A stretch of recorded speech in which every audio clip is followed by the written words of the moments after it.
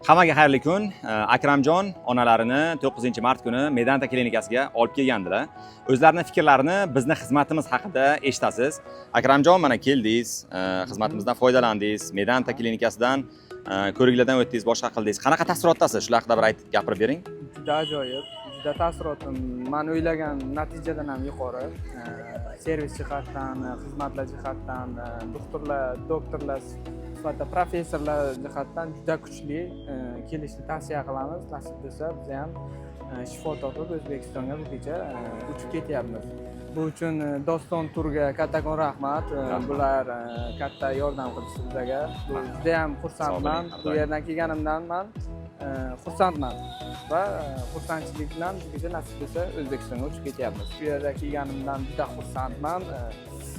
Ajoyib, zo'r, respekt. Xo'p, rahmat kattakon. Ma'lum bir savollarim bor. Qanaqa bizani xizmatimizdan mana foydalandingiz? Ortiqcha nimagadir haq to'ladingizmi? Yo'q. Birorta pul masalasiga biz aralashdikmi? Bir shularni ham e'tiborga olib o'ting. Pul masalasi bo'yicha, servis masalasi bo'yicha, mehmonxona bo'yicha hammasiga ajoyib, super. Men kutmagandim bunaqa holat, bunaqa vaziyat bo'ladim deb o'ylamagandim. Zo'r. Qanday pul masalasi bo'yicha hammasi o'zimiz qo'limizda, chekimiz qo'limizda, hammasi doim bular aralashmaydi, hammasi joyida. Nima deydi? Haq, birovni haqqi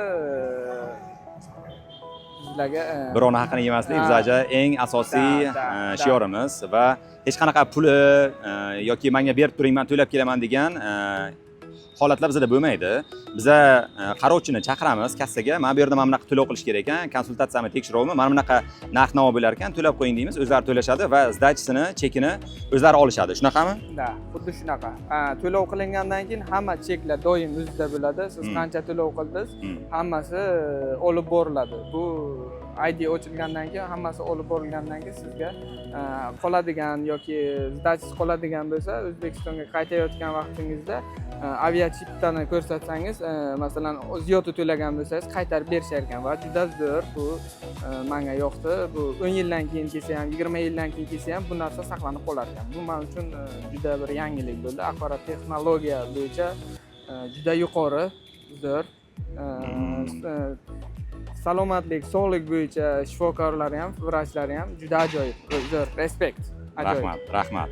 Endi bizani xizmatimiz uchun qanaqadir ortiqcha pul to'ladingizmi? Bizani beruvchilarimizga yoki menga shular haqida ham bir aytib o'ting. Yo'q. Ziyodi pul to'laganim yo'q, faqat Yo'q, mana pul to'ladingizmi o'zi yo'q meni xizmatim uchun? Yo'q, bunaqa narsa bo'lgani yo'q, faqat mehmonxonaga to'lov qildim va klinikani o'zida kassasiga to'lov qildim, tamom. Menda faqat shu nima bo'ldi, tamom. Bunaqa narsa bo'lgani yo'q. Masalan, kimdir o'ylaydi, o'zi Hindistonga ko'p pul ketadi deb o'ylaydi, lekin yoki firibgarlarga uchrab qoladi yoki nima qiladi. Meni tanlovim Doston turga murojaat qilish kerak. Uje kech bo'ldi.